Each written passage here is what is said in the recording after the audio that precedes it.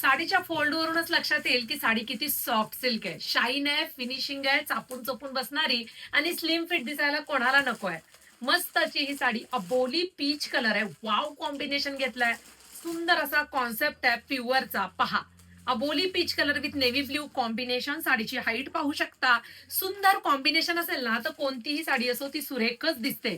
Softness भरभरून या साडीमध्ये आहे. वाव, कॉन्ट्रास्ट पदर नेव्ही ब्ल्यू कलरचा आहे. बारीक नाजूक डिझाईन आहे. सुंदर असं सॉफ्ट पेपर सिल्क फॅब्रिक. एकदम सॉफ्ट आहे, एकदम सॉफ्ट.